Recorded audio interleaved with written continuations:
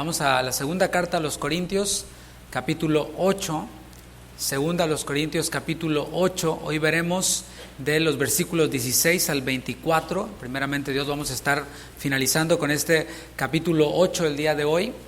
Vamos a tomar como base el versículo 21 y después nos vamos desde el 16 hasta el 24. El título de esta enseñanza es El carácter de los administradores. Y es el tema número 15 de esta serie, Cuidando el rebaño, segunda carta a los Corintios. Dice segunda a los Corintios 8:21, procurando hacer las cosas honradamente, no solo delante del Señor, sino también delante de los hombres. Acompáñame a orar. Señor, gracias. Una vez más nos ponemos de acuerdo, esta vez en oración, para poner en tus manos este tiempo, Señor, de tu palabra. Usa mis labios, usa, Señor, mi mente para poder estar enfocada en este mensaje. Que, Señor, también cada uno de mis hermanos, quienes han dispuesto de su tiempo para estar aquí, que puedan, Señor, recibir y absorber esta palabra para nuestras vidas, para nuestro crecimiento y nuestra madurez. Glorifícate, Señor, en todo, en el nombre de Jesús. Amén. Amén. El apóstol Pablo está coordinando una ofrenda para los santos en Jerusalén. Esta es la sección en la que estamos de esta carta. ¿Por qué estaban los santos, los cristianos de Jerusalén en crisis? Bueno, porque había una sequía. Y así como ocurre, similar el día de hoy, a cuando hay escasez de gasolina o la escasez sube, por supuesto, los precios, aumenta los precios de todo. Ya se dio cuenta que los precios están aumentando en todo. Bueno, imagínense eso, pero multiplicado por 20, había sequía. Además, muchos se habían quedado en Jerusalén, iban como peregrinos, pero se quedaron ahí procedentes de otros lugares y tenían necesidades básicas como el alimento, el vestido, muchas otras cosas.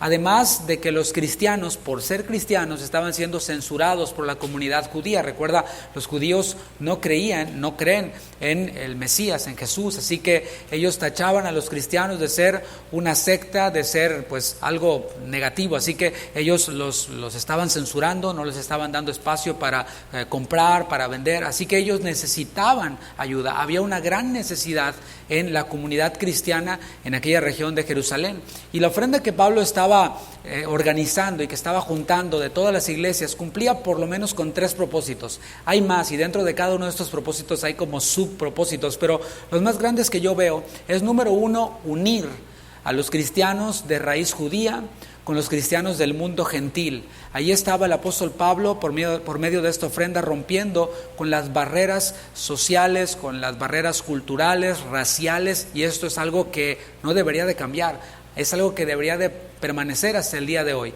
Hoy hay divisiones de todos tipos, por denominaciones, divisiones por raza, divisiones por el idioma, divisiones por el país, hasta como he dicho en otras ocasiones, y lo digo con conocimiento de causa porque he viajado por muchas iglesias a lo largo de mi vida, y es que hay iglesias de guatemaltecos. Y ya tienen hasta su bandera afuera o acá, en donde así como que casi que si entras y no eres guatemalteco, todos te quedan viendo así como que... ¿Y este brother qué onda, no? Pero estas son divisiones que nosotros creamos y que deben de romperse. El apóstol Pablo pues está precisamente con esta ofrenda derribando estas barreras raciales. Número 2, el otro propósito que observamos de esta ofrenda del apóstol Pablo era, por supuesto, suplir la necesidad real de los hermanos. No solamente, estamos orando por ti, sino, ¿de qué manera podemos contribuir todos juntos? Y número 3, el tercer propósito que vemos es afirmar ese arrepentimiento que por medio de Tito los corintios estaban expresándole a Pablo. Era afirmar también su amor para con él, así que cumplía estos 3 propósitos. Y ya Pablo había dado instrucciones de esta ofrenda, lo hemos visto antes cuando estudiamos la primera carta. Había dado instrucciones para que esta ofrenda se recogiera en la primera carta, capítulo 16. Ya al cierre de la primera carta, en los versículos 3 y 4, el apóstol Pablo les dijo esto: y cuando haya llegado, o sea, planeando esta visita para ir a ellos, a quienes hubiereis designado por carta, a estos enviaré para que lleven vuestro donativo a Jerusalén.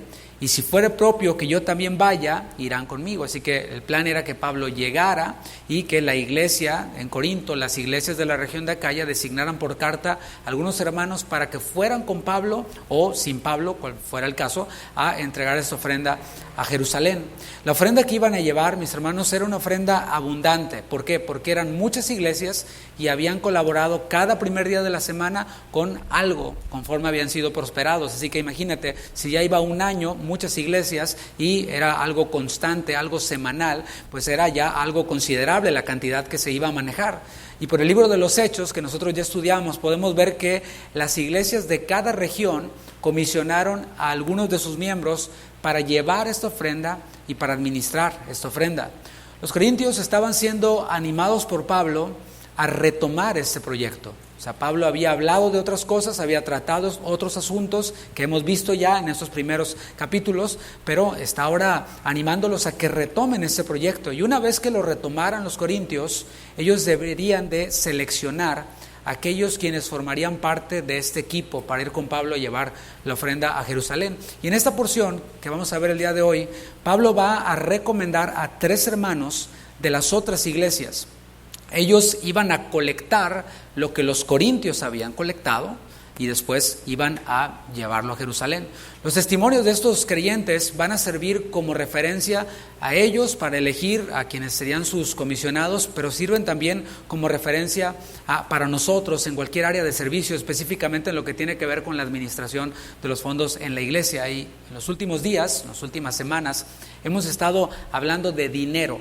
Y no porque sea de mi preferencia, un tema de mi preferencia o de mi elección, pues estamos viendo la segunda carta a los Corintios y ahora resulta que Pablo toma 2 capítulos, el 8 y el 9, para tocar este tema y está hablando de dinero. Y como he dicho antes, es incómodo hablar en la iglesia de dinero porque es un tema sensible por muchos aspectos. La enseñanza anterior dije algunas de estas razones, además de que parece ser un tema poco espiritual. Algunos dicen, no, el dinero es del diablo, ¿no? Ser rico es del diablo, o tener dinero es del diablo. Bueno, para algunos es un tema poco espiritual, pero ¿sabes algo? El dinero es el detonante para revelar muchas cosas espirituales, muchas cosas de nuestro corazón. El dinero, quiero aclarar, en sí mismo no es malo. O sea, tú tomas un billete y pues el que tiene la cara ahí pues no es un demonio ni nada, ¿verdad? O sea, no es malo en sí mismo, es neutral, digámoslo así. La forma en la que nosotros usamos el dinero es lo que revela el corazón de aquel quien lo posee, ya sea que el individuo posee el dinero o el dinero posee al individuo. Y el mismo apóstol Pablo le dijo a Timoteo en 1 Timoteo 6:10 que raíz de todos los males es el amor al dinero, no el dinero en sí mismo, sino el amor al dinero. Esta serie se titula Cuidando el rebaño, todos sabemos este título. Y una forma de cuidar el rebaño es tocando estos temas. Por esto Pablo ocupa 2 capítulos, porque está cuidando el rebaño al enseñarles estos principios. Y hay 2 extremos en cuanto al uso del dinero en la iglesia. Unos están en un extremo. ¿Cuál es este extremo? Pues yo le echo la ofrenda ahí y no me importa lo que hagan con el dinero. O sea, yo cumplo con mi ritual y lo que hagan ahí no me importa. ¿Sabes algo? Esto en cierta forma manifiesta negligencia. Esto en cierta forma manifiesta una confianza ciega. Por esta actitud de desinterés, por esta actitud pues de, ¿cómo le podremos llamar? Indiferencia, negligencia, muchos abusan. Muchos llamados ministros, o quizás lo sean, pero desviados, no sabemos. El punto es de que son abusadores y por esta actitud, por este extremo, muchos han abusado.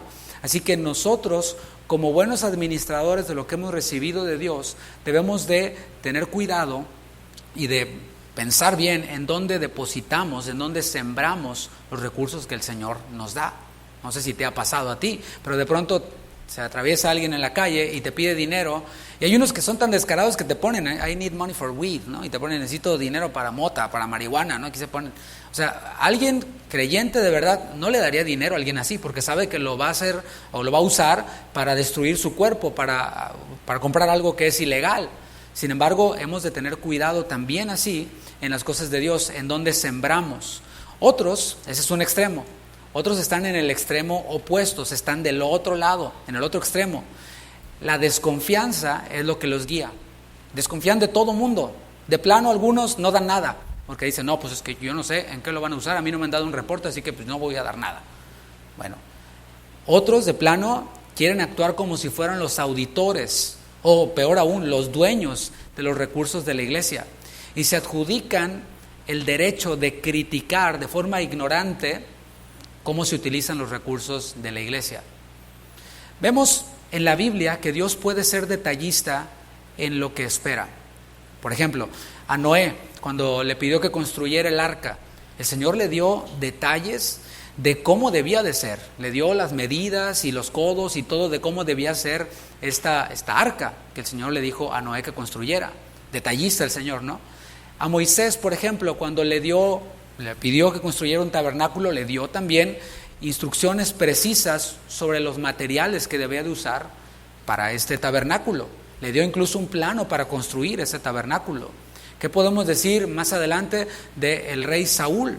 Bueno, el rey Saúl también, cuando el Señor lo encomendó por medio del profeta Samuel, le dijo: ve y hiere a Amalec, acaba con todo, y le dijo animales, vacas, elefantes, ¿no? Todos los detalles, ni hasta los bebés, no dejes nada. Y fue específico el Señor. Así que el Señor, mis hermanos, puede ser detallista.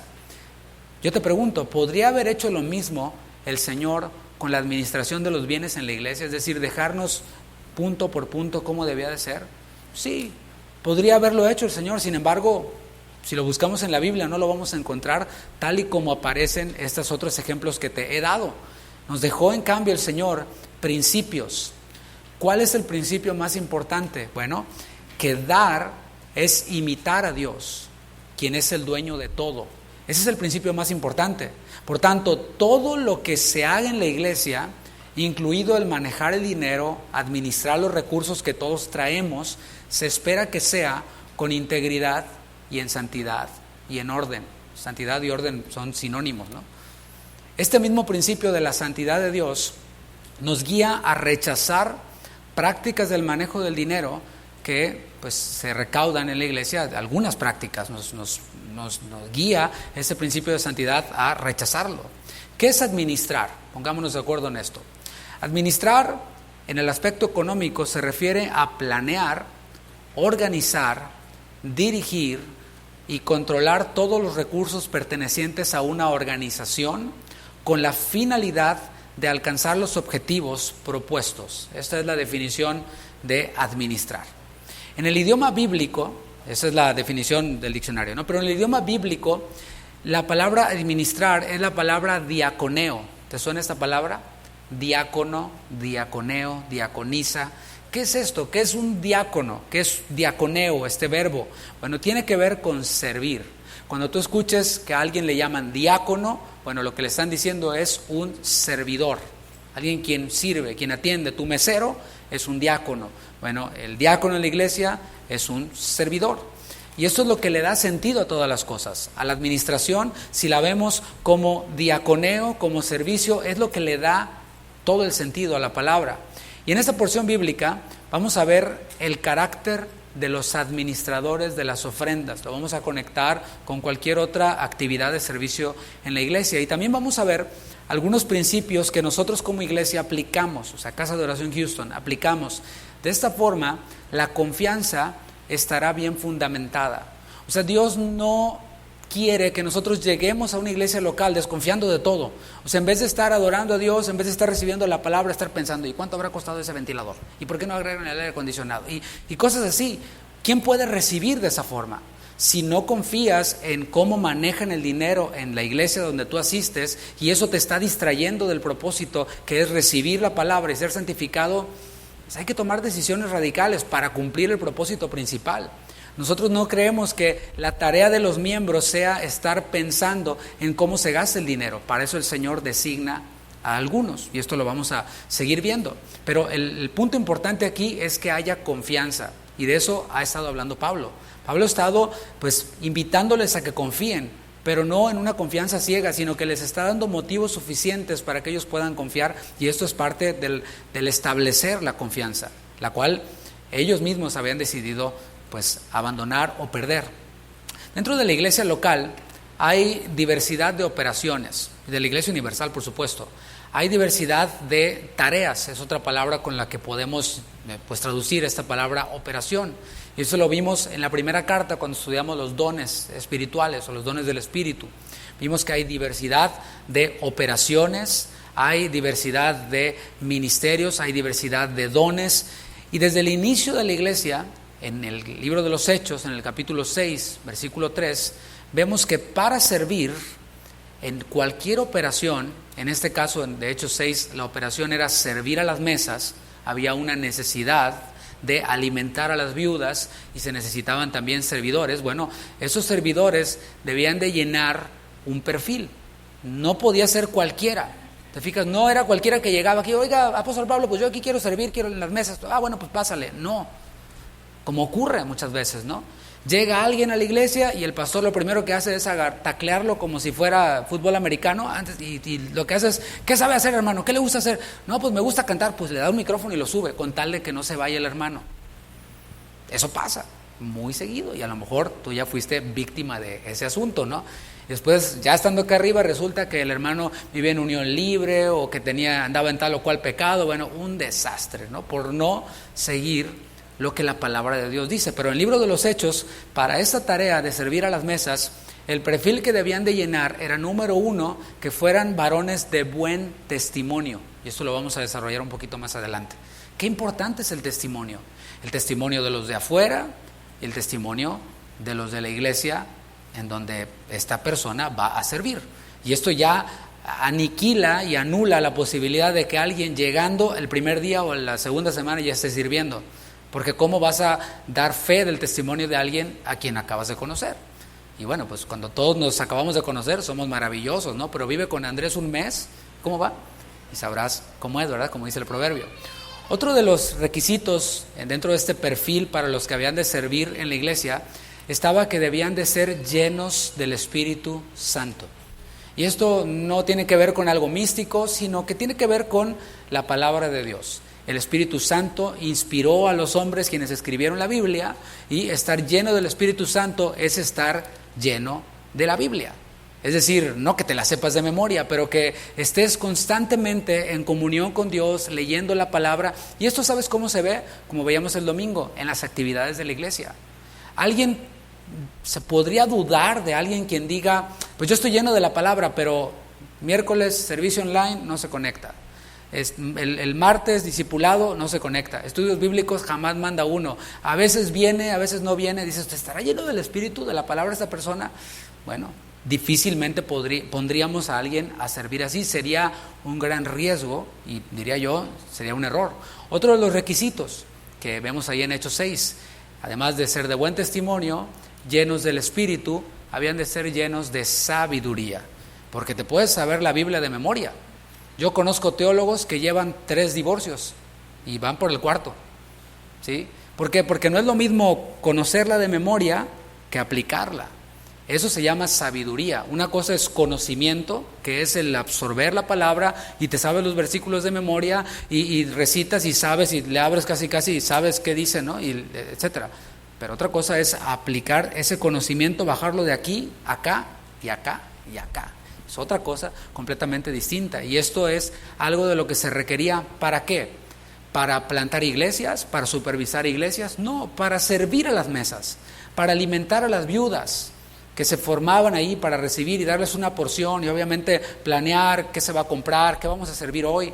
¿Vamos a servir chilaquiles o chiles en nogada o qué sé yo, ¿no? ¿Qué vamos a servir? ¿Enchiladas?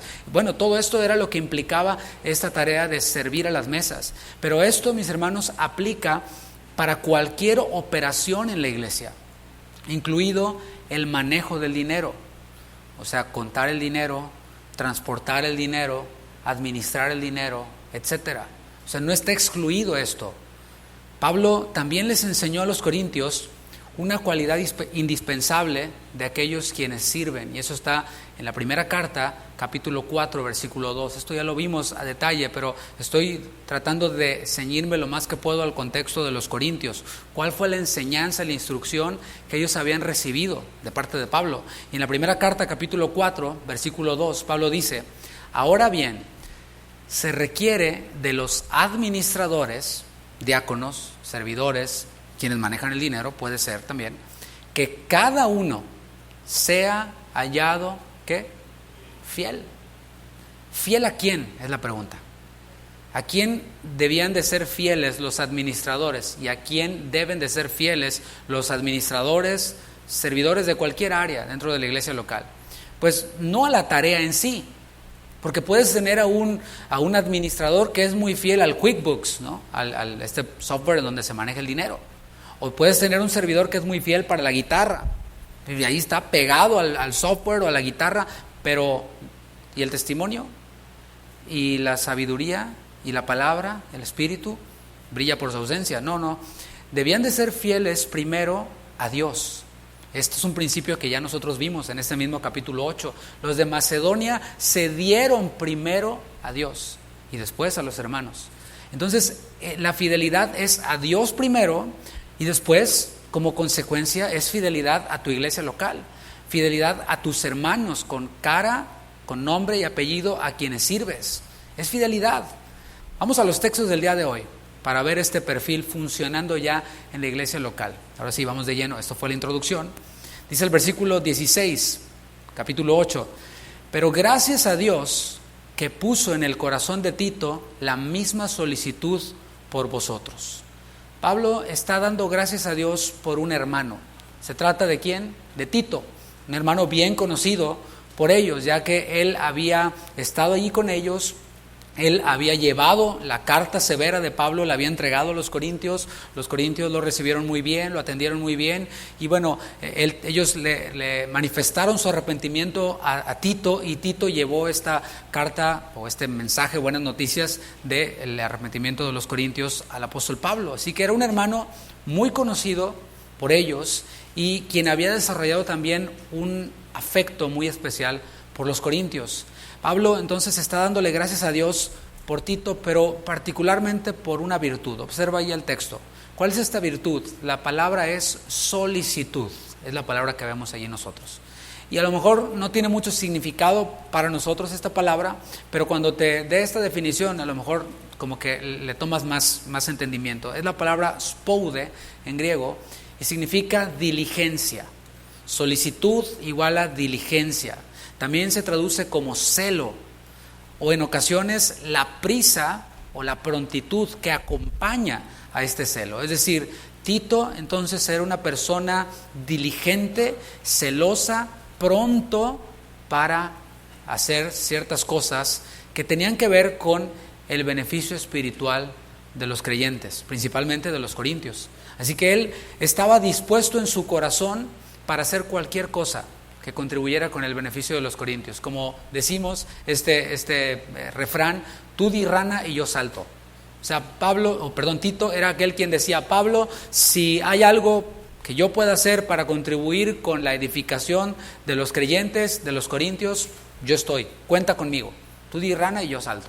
¿Qué tal? Necesitamos más personas así, ¿no crees? Necesitamos nosotros mismos ser más como Tito. Yo a veces me pregunto, si yo no fuera el pastor, ¿tendría la misma solicitud por la obra de Dios que tengo ahora? Bueno, luego le digo la respuesta, pero eso es algo que siempre debemos de preguntarnos.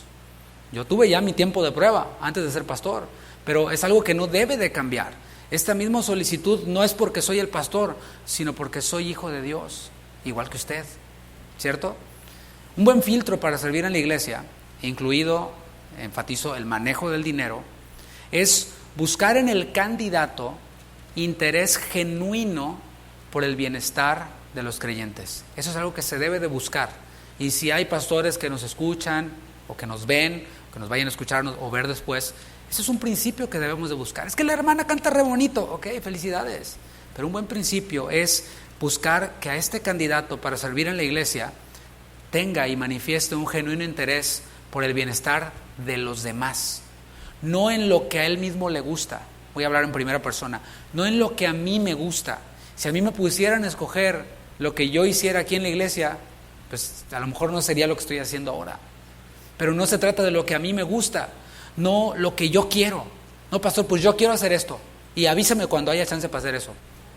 Eso no es un genuino interés por el bienestar de los demás, sino es un interés por hacer lo que yo quiero, lo que yo siento, lo que yo opino.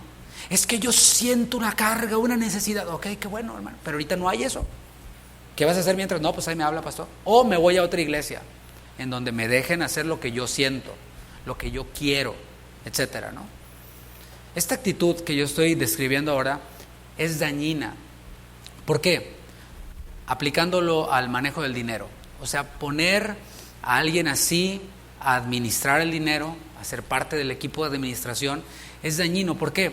Porque dentro del manejo del dinero de la iglesia, y présteme mucha atención acá, hay ocasiones en las que se debe de actuar, y se debe de actuar en fe, y se debe de apoyar, por ejemplo, a las misiones. Uno quien no tenga interés genuino en el bienestar de los demás, va a decir, ¿y por qué tanto para las misiones? ¿Y por qué? No. Y se va a oponer a toda costa a aquello que no se alinee con su voluntad, que no se alinee con su opinión o con su percepción de la iglesia.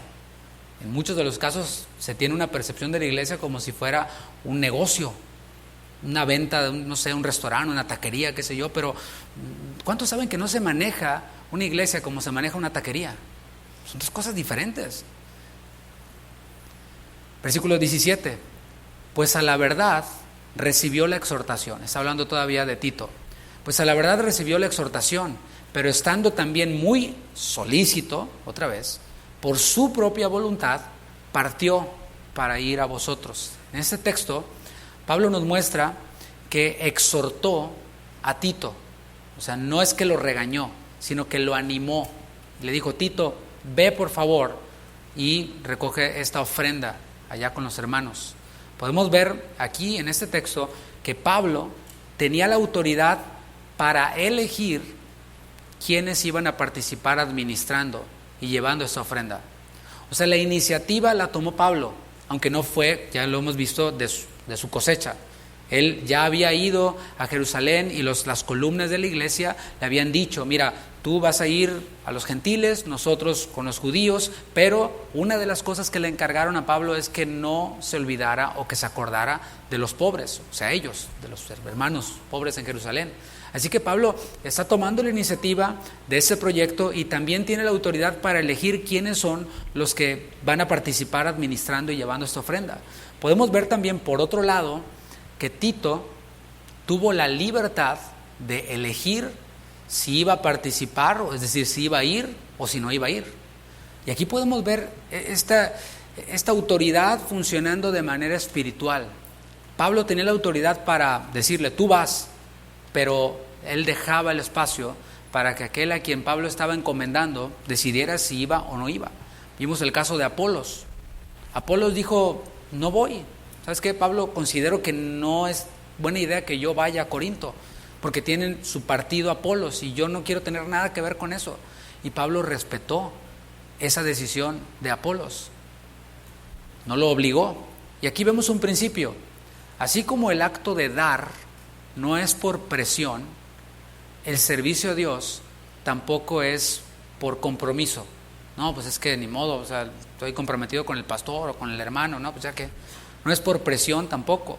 Cada uno de nosotros decidimos si participamos o no participamos. Así funcionan las cosas de Dios, no es por obligación, y lo vamos a seguir viendo, tanto en el dar como en el servir, no es por obligación. Yo por voluntad propia dije que sí, y aquí delante de quienes están aquí me paré con el pastor Chuy y todos los líderes, y yo dije que sí. Y me preguntó, ¿vas a ser fiel predicando y en tu labor como pastor? Y yo dije, sí. Mi esposa también dijo, sí. Nadie nos puso una pistola en la cabeza ni nada. Es algo voluntario. El pastor o el encargado del ministerio hace una invitación. Te puede hacer una invitación, pero quiero aclarar, nadie debe de sentirse obligado, nadie debe de sentirse presionado a aceptar. Tito, en el caso que estamos viendo, estuvo muy solícito, estuvo muy dispuesto a servir. ¿Sabes cómo? Acababa de llegar, le da las buenas noticias a Pablo. Yo creo que apenas estaba acomodando en la silla cuando Pablo ya le estaba diciendo, ¿vas otra vez? ¿Sí? Te exhorto, te animo a que vayas otra vez. ¿Y sabes qué? Los viajes que ellos tomaban en ese tiempo eran viajes peligrosos. A veces nosotros nos quejamos porque, es que mi vuelo va a tener una conexión y voy a hacer ahí un overnight. ¡Uy, qué gran tribulación! Y nos quejamos, pues mejor me hubiera ido manejando y no sé qué, ¿no? Salimos con esos rollos. Estoy hablando de los ministros, a veces, ¿no? Salimos con eso. Hay quienes, pues, perdón por poner el dedo en la llaga, pero hay quienes hasta quieren su jet privado porque no quieren meterse en cajas de demonios, según ellos, ¿no? O sea, los aviones. Y así, ¿no? Pero en ese tiempo los viajes eran viajes llenos de peligros. peligros naturales, ladrones, animales, etcétera, ¿no? Eran viajes peligrosos. Y Tito estuvo dispuesto a ir otra vez, a arriesgar su vida una vez más. Aquí vemos un principio, otra vez, dentro de este mismo principio. Aunque nada es por obligación, sí podemos ver que la palabra exalta la solicitud. Hay hermanos que son así, que son solícitos. Y a veces a uno le da pena y dice, ay, lo voy a molestar otra vez. Y bueno, ¿puedes hacer eso, hermano? Claro que sí, pastor, ahí están. Y uno percibe que no lo están haciendo por agradar al pastor. Uno puede percibir que lo hacen con todo su corazón para el Señor, que han entendido esto. Son de gran bendición personas así. Versículo 18. Y enviamos juntamente con él, o sea, con Tito, al hermano cuya alabanza en el Evangelio se oye por todas las iglesias. Pablo mencionó ya a Tito y lo va a volver a mencionar al final del capítulo. Y mira, acuérdate que había personas que acusaban a Pablo y que decían, no, Pablo planta iglesias y se mete el dinero a la bolsa y se está enriqueciendo, debe tener su cuentita por allí. ¿Ya viste los guaraches nuevos que trae Pablo? Uy, sí, no, todo esto, ¿no? Y precisamente para evitar estas cosas, Pablo incluye a otros 2 hermanos. Ahorita está mencionando a un segundo hermano. Porque podrían acusar a Pablo de decir, no, pues claro, manda a Tito porque a Tito es su compa, seguramente están ahí en complicidad y se pasan ahí una lana, y Pablo le pasa un porcentaje a Tito, o sea, su compa, es su amigo. Por esto Pablo entonces incluye a otros 2 hermanos. Y aquí Pablo nos está enseñando, dije que íbamos a hablar de algunos principios de cómo se maneja el dinero en nuestra iglesia. Nos está enseñando Pablo que no debe de manejar, transportar o administrar el dinero una sola persona. Aunque sea una persona de buen testimonio, llena del Espíritu Santo y de sabiduría, no es buena idea que una sola persona lo maneje. No lo dice claramente la Biblia. No lo dice, no manejarás el dinero una sola persona, amén. No, dice sí, pero estamos viendo este principio. En esta iglesia hay varias personas que cuentan el dinero, no es una sola persona, hay varias.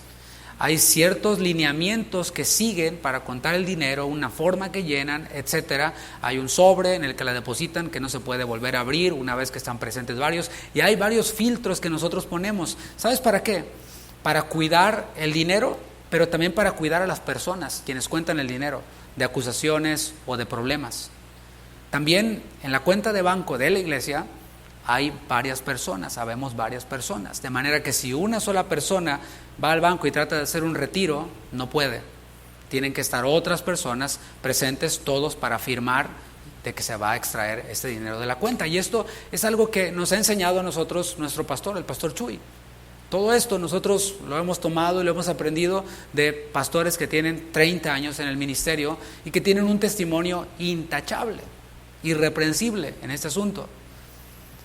Vamos a hablar de este asunto un poquito más adelante a detalle. Veamos al primero de los hermanos que Pablo envía para ver este carácter de los administradores. Un punto importante es que no tenemos el nombre. ¿Cómo se llamaba el hermano? No dice la Biblia. Algunos especulan y dicen era Lucas, era Tíquico, era quién sabe qué, etcétera, pero no aparece. Y como ya mencioné, un requisito indispensable para servir en esta y en cualquier otra área de la iglesia es el testimonio. Pablo menciona una palabra conocida por nosotros y es la palabra alabanza. ¿Te fijas? Dice, y enviamos juntamente con él al hermano cuya alabanza en el Evangelio se oye por todos lados. Y esta palabra alabanza inmediatamente la asociamos con cantar. No, este era el hermano que cantaba ahí en las alabanzas en la iglesia. Bueno, puede ser, pero básicamente alabanza significa hablar bien. Cuando tú hablas bien de alguien, de un producto, de una persona, de un lugar, bueno, estás alabando eso de lo que tú estás hablando bien. La idea que nos comunica es que de este hermano quiero decir, se hablaba bien por su trabajo y por su fervor y su trabajo en favor del Evangelio. Eso es lo que podemos ver. Pudo haber sido un predicador, pudo haber sido un maestro, lo que fuera, o el de la alabanza, no sé, lo que fuera. Lo que él hacía, lo hacía para Dios y lo hacía con fidelidad y lo hacía con excelencia. ¿Eres alguien quien se caracteriza por servir a Dios y hacerlo con excelencia? Voy a limpiar ese baño, bueno, lo voy a dejar rechinando de limpio, o lo que sea, porque a veces tenemos como estándares así, ¿no? Bueno, es que él está de tiempo completo, de él sí se espera, bueno, sí se espera, pero aunque no estés de tiempo completo, se espera que se haga con excelencia porque es para el mismo Dios. Bueno, no, es que yo nomás lavo el baño y tú predicas, se tiene que predicar bien y lo demás, ahí se va. No, en todo hay la misma expectativa y debe de haber la misma expectativa y se debe de buscar ir mejorando cada vez.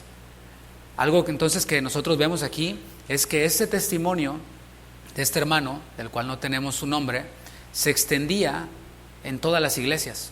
Se hablaba bien de él por su servicio a Dios en todas las iglesias.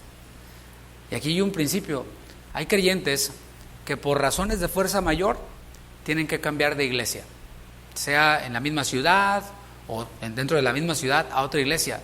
La pregunta es, ¿cómo es el testimonio que dejan a su paso en esa iglesia de la que salen hacia esa otra, a la que se dirigen, sea en otra ciudad o en la misma ciudad? ¿Cómo es ese testimonio? Nosotros, hablo de esta iglesia local, tenemos aquí hermanos que provienen de otras iglesias. Y cuando, como que me acuerdo más de ese punto, no de los hermanos, sino del punto de que vienen de otras iglesias, cuando vienen pastores de otros lados. Y platicamos, digo, mira, este hermano viene de tal iglesia, y este hermano viene de otra iglesia, y nos damos cuenta que aquí en Houston tenemos hermanos que vienen de California, que vienen de otros lugares, de otros países incluso. Y ¿sabes algo? Traen muy buen testimonio de las iglesias de donde vienen. O sea, personalmente hablo con los pastores, oye, hermano, me llegó aquí una ovejita que dice que es de allá de tu iglesia, pastor, ¿qué referencia me puedes dar? Y esto por si nos están viendo y planean venirse para acá y vienen de otra casa de oración, esta llamada va a ocurrir, ¿sí? Porque es una gran ventaja que tengamos una referencia de todos quienes llegaran, pero pues no es así, así que de quienes llegan no desaprovechamos la oportunidad. Pero ¿sabes algo? Vienen muy bien recomendados. Traen muy buen testimonio de la iglesia de donde vienen. Y ¿sabes algo? Si tienen que ir a otra, o sea, de aquí de Houston los mueven a otra, van a llevarse una buena recomendación, un buen testimonio de esta iglesia. Y eso, mis hermanos, es algo bueno. Fíjate cómo a menudo juzgamos a los pastores, a los predicadores, y no, que el testimonio que está muy manchado, que los pastores, ¿y las ovejas? ¿Y los miembros? ¿Qué tal nosotros? ¿No? Ocurre también, hablando de predicadores, que quienes salen a otras iglesias pueden dejar un buen testimonio a la iglesia donde van o pueden dejar un muy mal testimonio. No, pues sí, vino el brother y predicó muy bonito y todo, pero nos andaba causando aquí una división y andaba poniendo en contra de las ovejas del pastor. Qué terrible, ¿no? Bueno, ese es un muy mal testimonio. Versículo 19. Y no solo esto, sino que también fue designado por las iglesias como compañero de nuestra peregrinación. ¿Qué tal? Este hermano del que estamos hablando, el segundo hermano, o sea, después de Tito, fue designado por las iglesias. O sea, no tenemos detalles nosotros de cómo fue esta asignatura o cómo le designaron a este hermano, no están tampoco los detalles. El texto, el contexto general del Nuevo Testamento nos lleva a pensar que los pastores y ancianos, en representación de toda la iglesia, propusieron candidatos. Así fue como lo hicieron en Hechos 6, ¿no? O sea, propusieron algunos y a la iglesia, pues, le pareció bien, o sea, confirmaron el testimonio. Así ocurrió en Hechos 6. Todos dijeron, no, sí, el hermano Prócoro, así está el libro de los Hechos, ¿no? El hermano Prócoro, sí, es buen hermano. A nosotros nos consta que es de buen testimonio, lleno del Espíritu, lleno de sabiduría. Otro punto importante que podemos ver es que Pablo, como apóstol, como fundador de esa iglesia, respetaba las decisiones que la iglesia tomaba. Él confiaba en el buen juicio para elegir a sus servidores. Continúo leyendo y dice, para llevar este donativo que es administrado por nosotros para gloria del Señor mismo y para demostrar vuestra buena voluntad. Préstale mucha atención al texto para que no se vaya a prestar a, no, es que están malinterpretando, no, préstale atención al texto. El fin de esos recursos que está colectando el apóstol Pablo en todas las iglesias, ¿cuál era? O sea, este dinero se estaba colectando ¿con qué propósito? De que llegara a Jerusalén, para aliviar la necesidad de los hermanos. O sea, la decisión general de esta colecta ya estaba tomada. Ya eso era el propósito principal. Sin embargo, mis hermanos, había otras decisiones que debían de tomarse con estos fondos. Pues, por ejemplo, de allí, de este fondo, tendrían que pagar otros gastos. Es como cuando tú mandas algo a México, pues hay una remesa, ¿no? O sea, ¿sí se le llama remesa? El Western Union te cobra una lana por enviar ese dinero, o sea, los gastos de envío, o cuando tú envías un paquete, pues ya sale un poquito más caro de lo que te costó porque el manejo y el envío pues te generó un gasto. Y así ellos tendrían que pagar, por ejemplo, los gastos de traslado de quienes llevaban este dinero. Es probable que dijeran, bueno, ¿sabes qué? Yo puedo pagar con mis gastos, pero hasta cierto límite. De ahí, ¿dónde voy a dormir? ¿Qué voy a comer? Etcétera, de todo el equipo. Pues ¿de dónde se iba a tomar? De allí mismo. Y aquí podemos ver otro punto, y ese es donde quiero que pongas mucha atención. Lee nuevamente el texto. Dice, para llevar ese donativo que es que administrado por nosotros. O sea, podemos ver a Pablo contándose con los que administraban estos fondos, con quienes tomaban decisiones sobre estos fondos. Así que Pablo, es lo que estoy diciendo y es lo que dice el texto, Pablo tenía parte en las decisiones que se tomaban en cuanto a eso. ¿Cómo se iba a usar ese dinero hasta que llegara a su destino final? Y aquí, mis hermanos, hay otra vez extremos, ya que la Biblia no nos dice A, B, C, D, D. Cada uno a veces saca sus propias interpretaciones y se aleja de la santidad de Dios, y ahí es en donde empieza el problema. Está un extremo, que es muy, muy extremo, es en donde el pastor administra el dinero de la iglesia solo. Generalmente, ¿qué es lo que ocurre cuando el pastor solo administra el dinero de la iglesia? Pues generalmente lo que hace es que se queda con todo lo que entra. Paga la renta, el teléfono y la luz, como Bartola, y el resto, véngase para acá. Hay iglesias que son así. Hay denominaciones que permiten esto. Hay denominaciones incluso que dicen la ofrenda es para la iglesia y el diezmo para el pastor. Bueno, respetamos ese asunto, pero aquí no es así. Ese es un extremo. El otro extremo, más extremo, es que el pastor sea completamente ajeno a los fondos de la iglesia y cómo se manejan. Ahí es en donde creo yo que es en respuesta a este otro, surge este otro. No, nos vamos a alejar de aquí todo lo que se pueda y que el pastor no tenga nada que ver con el dinero. A él le vamos a dar su salario, el obrero es digno de su salario, y le vamos a dar su salario y él que se dedica a predicar y ya. Bueno, también hay denominaciones que se manejan así y le dan al pastor un salario de varios dígitos y el pastor feliz.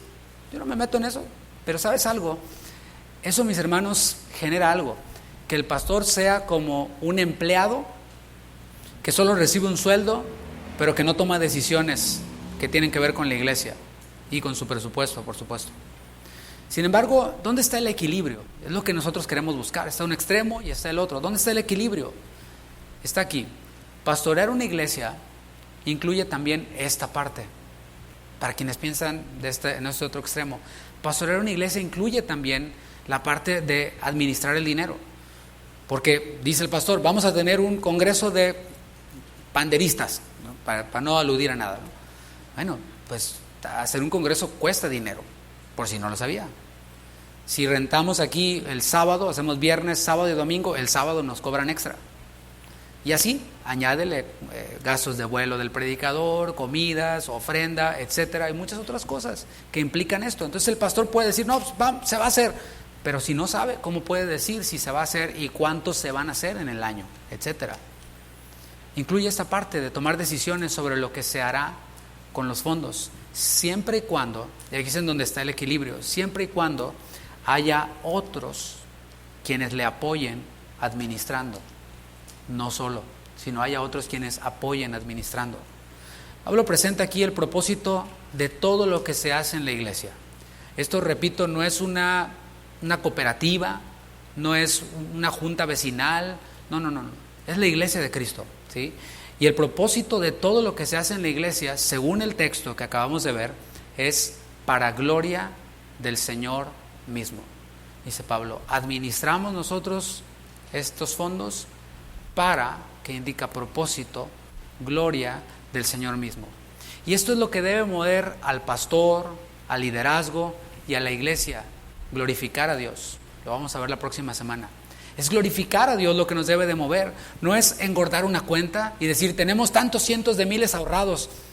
Eso no es glorificar a Dios. O sea, ese no es el propósito, tener una cuenta gorda en el banco de la iglesia. No, tampoco es comprar un terreno. Ay, para quienes la gloria sería tener su terreno y construir su templo. Pues, ¿sabes algo? Eso no es lo que debe de mover al pastor, al liderazgo y a la iglesia. O construir un auditorio, tener el mejor equipo de sonido, de video, de iluminación. El propósito es glorificar a Dios. ¿Cómo? Haciendo su voluntad. Así es como glorificamos a Dios, haciendo su voluntad. ¿Cuál es la voluntad de Dios? La voluntad de Dios, según 2 de Pedro 3:9, es que ninguno perezca, sino que todos procedan al arrepentimiento. Así que las decisiones tienen que apuntar hacia eso, que ninguno perezca, sino que todos procedan al arrepentimiento. La voluntad de Dios de forma explícita en la palabra es nuestra santificación, dice 1 de Tesalonicenses 4:3. ¿Cómo viene esa santificación? Bueno, viene cuando su palabra es predicada. Eso dijo Jesús, santifícalos en tu verdad, Juan 17:17. Tu palabra es verdad, su palabra es la que nos santifica. La voluntad de Dios es que nosotros, los discípulos, prediquemos el evangelio a todas las naciones. Eso está en Mateo 28:19. Así que la administración de los recursos de la iglesia deben de girar en torno a eso, a la voluntad de Dios, a perfeccionar a los santos para la obra del ministerio, como dice Efesios 4:12. Y recordemos que administrar es diaconeo igual a servir. En resumen, en este punto, no de la enseñanza todavía, en resumen, el pastor ve las necesidades de la iglesia porque está en medio del rebaño y convive y dice, no, si hace falta una enseñanza sobre matrimonios, y así, ¿no? Si hace falta una enseñanza para las mujeres, y así, ¿no? El pastor ve las necesidades, prepara proyectos para el bienestar de la iglesia, las series que enseñamos aquí, las actividades, todo es enfocado a la iglesia, a suplir las necesidades espirituales de esta iglesia. Obviamente el pastor ora por dirección, porque puede ser un buen plan, pero la pregunta es si es el tiempo o no es el tiempo. Y así, a veces las cosas se salen de nuestro propio plan. Un ejemplo, el campamento de jóvenes no estaba dentro de nuestros planes. No estaba ni dentro del presupuesto, ni dentro de los proyectos que teníamos para la iglesia en este año. Pero allí implica fe. Y el Señor, ¿quieres tú que hagamos este campamento? Cuando mi hermano me lo planteó, yo le dije, no le dije ni sí ni no. Ahí está nuestro hermano Juan. Vamos a orar, vamos a ver qué pasa. Vamos a avanzar un poquito y a ver cómo el Señor va abriendo puertas. Y ¿sabes algo? A pesar de que no estaba en nuestra caja, el Señor se glorificó en ese campamento.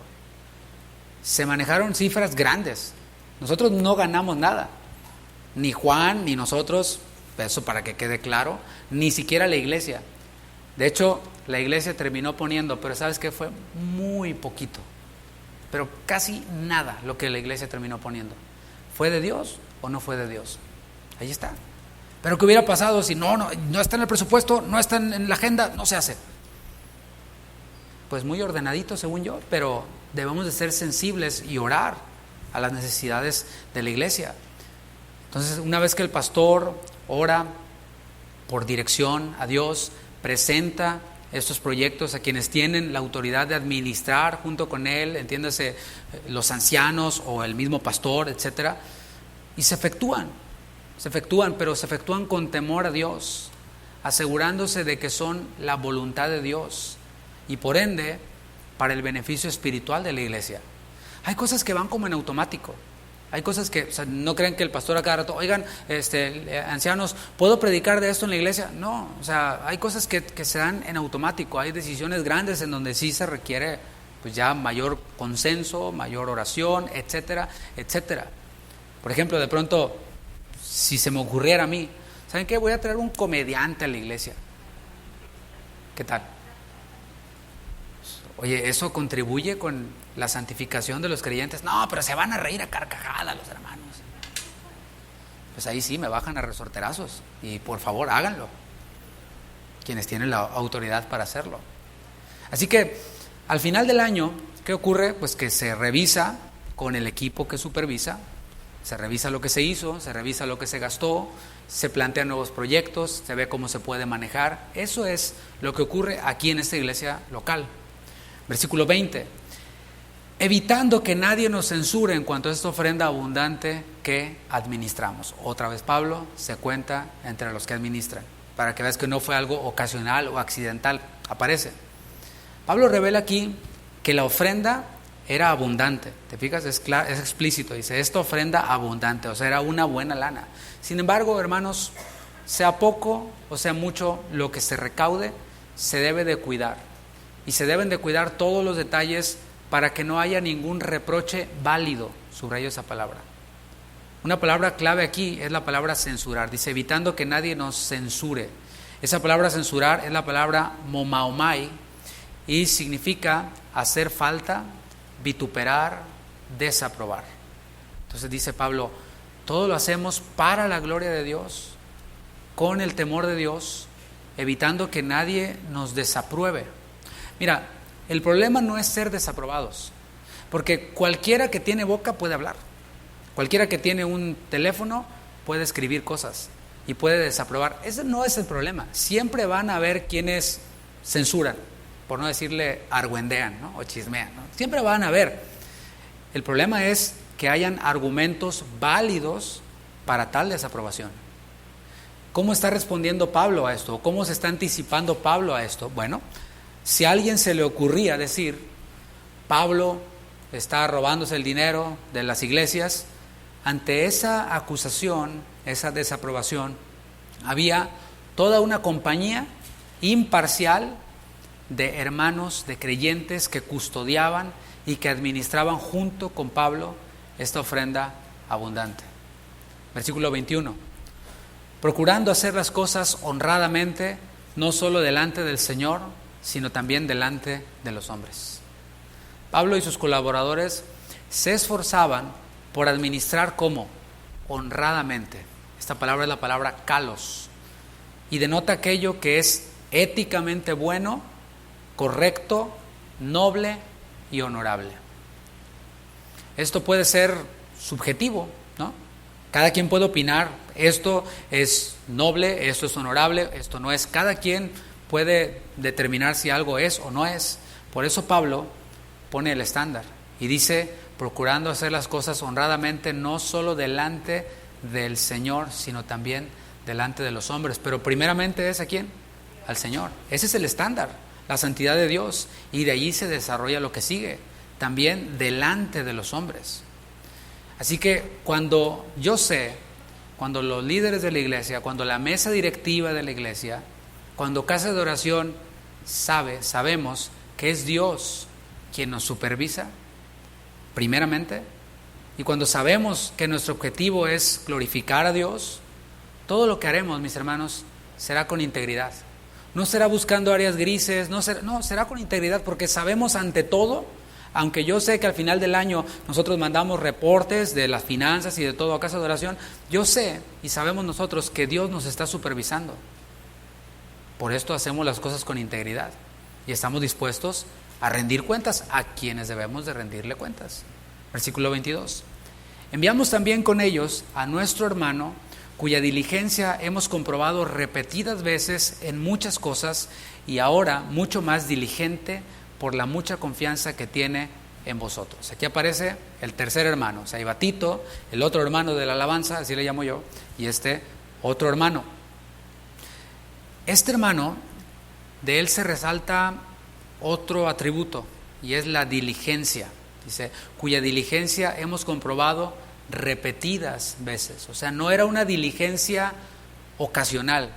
O sea, no es que una vez le echó ganas y luego ya no, y luego sí y luego no, o nomás una vez y ya nunca. Empezó y ya no terminó. No, era alguien quien había probado su amor por Dios a través de su servicio, su amor por la iglesia a través de su servicio.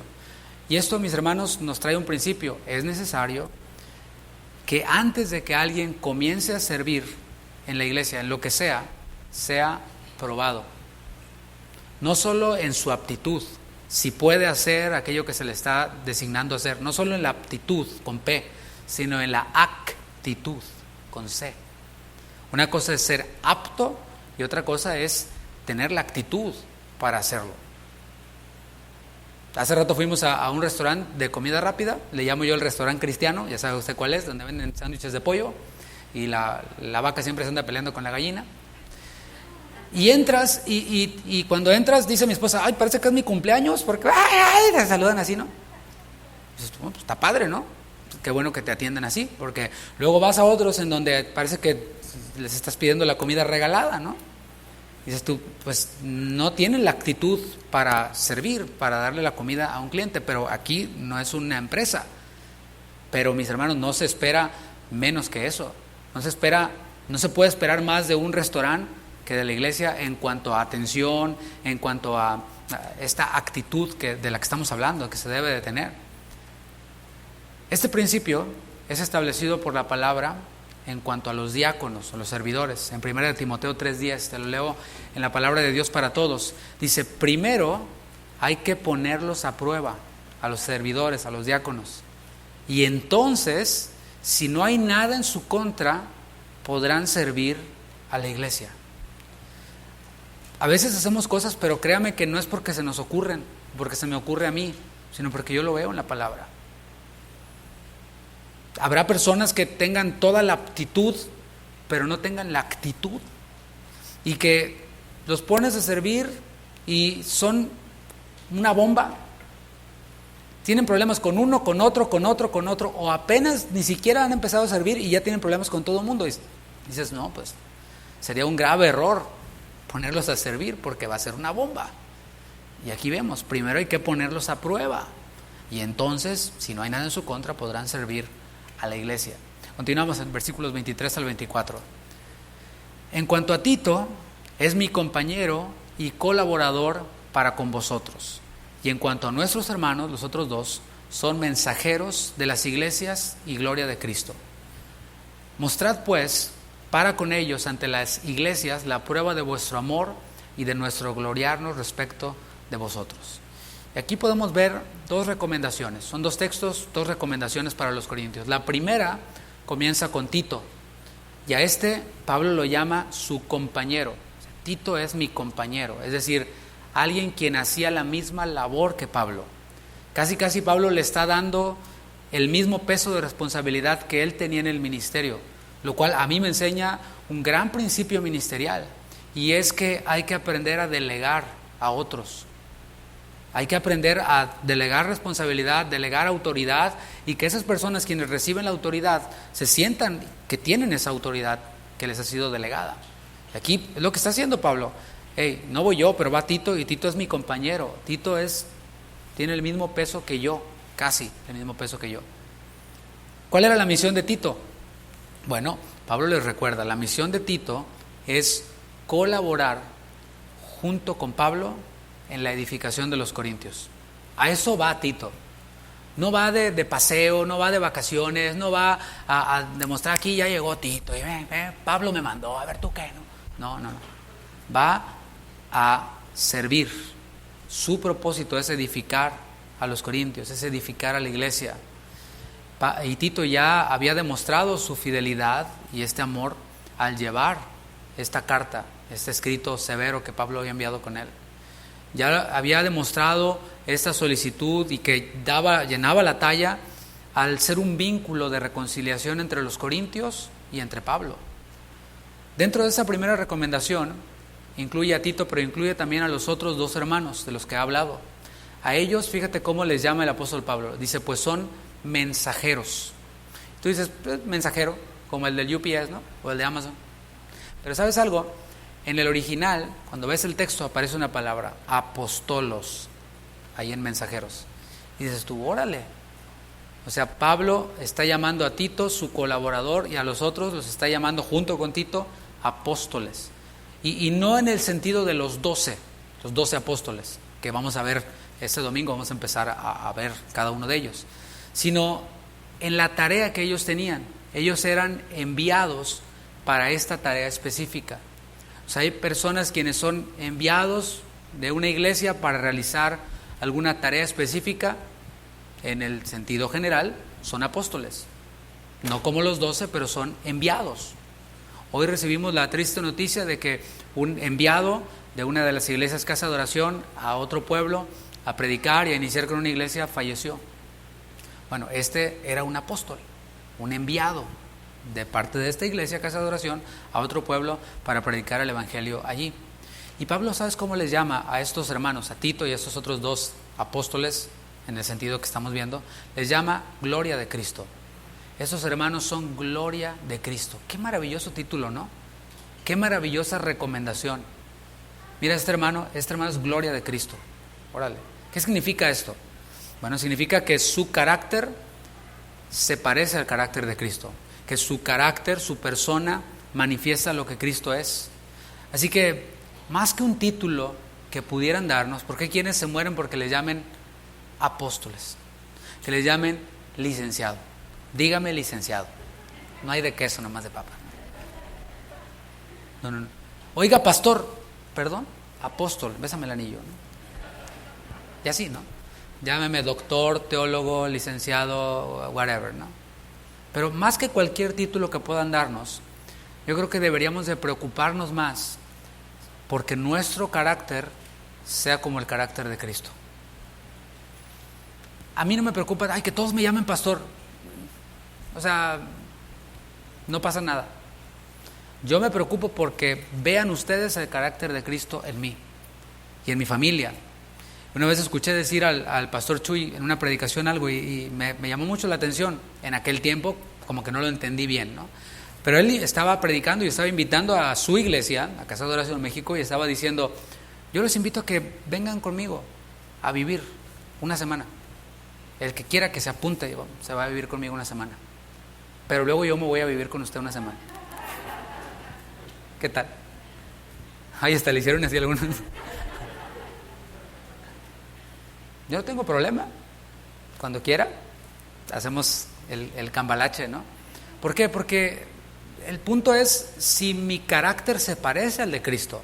No qué bonito predico yo aquí, sino cómo trato a mi esposa. ¿Sabes que hay pastores que predican re bonito y al fuego, pero a la esposa la traen de puntapié a puntapié y la tratan terrible? ¿Sabes algo? Eso no es reflejar el carácter de Cristo. Decía un predicador conocido, hay predicadores que cuando suben a predicar nunca deberían de bajarse, porque cuando bajan son de lo peor. Y cuando bajan, están abajo, nunca deberían de subirse por sus vidas, porque no reflejan el carácter de Cristo. La segunda recomendación, dije que eran dos. La primera tenía que ver con ellos y la segunda recomendación tiene que ver con la manera en la que los corintios debían de tratar y de atender a estos hermanos que eran gloria de Cristo. ¿Cómo debía de ser? Debía de ser con amor. Ya les había dicho, todas vuestras cosas sean hechas con amor. Todo. Ya que esos hermanos eran representantes de las iglesias, la forma en la que los corintios los atendieran es como si lo hicieran a estas iglesias que ellos representaban. Como ejemplo, hace unas semanas tuvimos aquí a pastores de Casa de Oración en Nueva York, ¿sí? La manera en la que nosotros los atendimos, y digo mi familia, porque estuvieron ahí en mi casa toda la semana, ¿sí? Mi familia, ustedes, eso representa el amor que nosotros sentimos para con nuestros hermanos allá en el Bronx, en Nueva York. Y así, en Fontana, cuando vinieron de Fontana, y así sucesivamente, cada hermano que nos visita. Y es lo que les está diciendo, está fomentando la unidad entre las iglesias. Hace tiempo el Señor puso algo en mi corazón con el servicio online, el de los miércoles. Y es este propósito. Platicaba precisamente con el pastor Chuy el día de ayer acerca de esto, de cuál es el propósito de invitar a cada pastor que los miércoles nos ha estado compartiendo. Es fomentar la unidad entre las iglesias. Es que usted sepa que hay una iglesia en Ciudad de México. Es que usted sepa que hay otros maestros, aparte del pastor Chuy, en Guadalajara, que tienen mucho que enseñarnos. Porque salen predicadores en internet, otro y otro y otro y otro y otro, y muy virales y todo, y ahí nos vamos, sin saber las intenciones que tienen, sin saber si alguien los supervisa, si pertenecen a algún consejo, qué sé yo, ¿no? Nada más porque predican y salen ahí, nada más por eso. Pero ¿sabe algo? El propósito es ese, que haya unidad, que los hermanos de allá sepan que nosotros también estamos acá, que nosotros sepamos que ellos están allá y que seamos enriquecidos con los maestros que el Señor nos ha regalado a nosotros como este ministerio Casa de Oración. Nosotros no ponemos nomás el logo aquí porque es popular, no, porque hemos aprendido y hemos recibido mucha bendición de parte de este ministerio al que pertenecemos. Y lo digo sin ningún otro afán. Yo tengo la camiseta bien puesta. ¿Y usted? O sea, yo de la organización, de mi pastor, y espero que esto le sirva de ejemplo a usted. Por eso lo estoy diciendo. Y esto es lo que Pablo está diciéndoles a ellos. Estaba diciéndoles, sean uno. Trátenlos a ellos como si los hermanos de las iglesias que ellos representan estuvieran allí con ustedes. Esta era una oportunidad para que el amor que ellos tenían por Pablo y por los hermanos se pudiera ver. Porque yo puedo decir, sí, yo los amo. Bueno, que se vea. Esa es la oportunidad para que se viera. Además, Jesús nos dejó un principio, ahí en Mateo 10:41, sobre cómo hemos de atender a aquellos quienes son enviados por Dios, aquellos quienes hacen la obra de Dios. Dice Mateo 10:41, el que recibe a un profeta, por cuanto es profeta, recompensa de profeta recibirá. Y el que recibe a un justo, por cuanto es justo, recompensa de justo recibirá. ¿Qué te parece? El Señor Jesús lo dijo.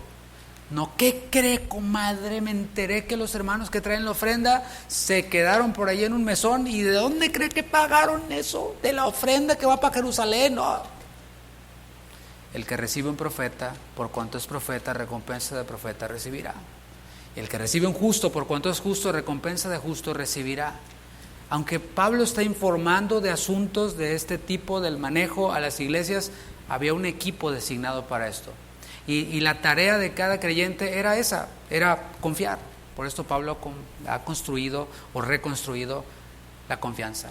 Para concluir, tanto para ofrendar como para administrar las ofrendas, Cristo es nuestro estándar, es nuestro modelo de carácter. Primero habló y puso el ejemplo de los macedonios, luego puso el ejemplo de Cristo, quien siendo rico se hizo pobre para con su pobreza enriquecernos. El estándar es Cristo para dar. El estándar para administrar es Cristo también, quien es santo, completamente santo. O sea, es de los dos lados. Y la próxima semana, de una vez le advierto para que, pues, si quiere como que enfermarse o lo que sea, vamos a ser confrontados con este asunto de si somos nosotros mismos buenos administradores. Porque hay quienes quieren dar su opinión acerca de las finanzas de la iglesia, pero en su misma vida son un desastre. Y toman esa actitud de, pues me enojé con el pastor y pues ahora no diezmo, pastor. Échale ganas, ¿verdad? Adelante. Sí, tienen esta actitud de completamente errada. Pero entonces digo que para ofrendar y para administrar debemos de tener este estándar que es Cristo en todo. No olvidemos que la iglesia no es una empresa, no es una taquería, no es una compañía de un negocio, un club. Es la novia de Cristo. Gracias a Dios, mis hermanos, por estos principios que podemos ver en su palabra, ¿no crees? ¿Para qué? Para que cada uno de nosotros seamos un reflejo de Cristo, de amor y de generosidad para dar, pero también de santidad y de fidelidad para administrar. Le invito a que se ponga de pie. Señor, gracias porque tú en tu palabra nos dejas este estándar. No nos das instrucciones precisas como lo hiciste con los ejemplos que veíamos en un principio, con Moisés, con Noé, con Saúl. Pero nos dejas, Señor, a Cristo. Y es a ti, Señor, a quien queremos ver. Con nuestros ojos puestos en ti, Jesús, quien eres el autor, eres el consumador de nuestra fe, quien por ese gozo puesto delante de Él menospreció todo oprobio y se dio a sí mismo. Queremos, Señor, vivir en santidad, queremos vivir así imitándote, Señor, dejando de lado cualquier opinión, dejando de lado cualquier experiencia, pues no son las experiencias las que nos guían, Señor, sino es tu palabra y eres tú quien nos guía. Eres tú quien nos invita a vivir por la fe, y fe es confianza. Te pedimos, Señor, por esta iglesia particularmente, aquellos quienes tenemos esta responsabilidad de pastorear, de administrar, de tomar decisiones con lo que va a pasar en la iglesia, un servidor, los líderes, la mesa directiva, casa de oración también. Señor, danos sabiduría.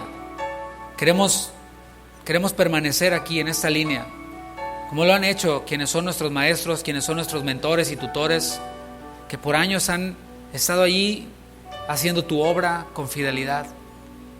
Queremos, Señor, seguir ese ejemplo, el ejemplo de Cristo, el ejemplo de quienes están mentoreándonos y formándonos, y no despegarnos de ahí, no separarnos de ahí.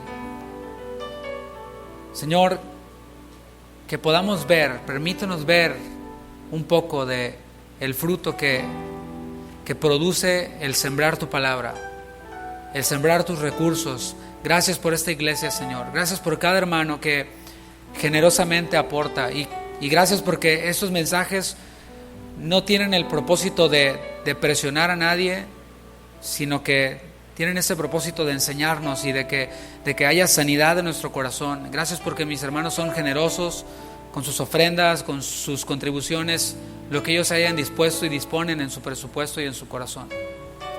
Gracias, Señor, por el liderazgo de esta iglesia, por sus familias, bendíceles. Y gracias, Señor, por todo y en todo. Te agradecemos. En el nombre de Jesús. Amén.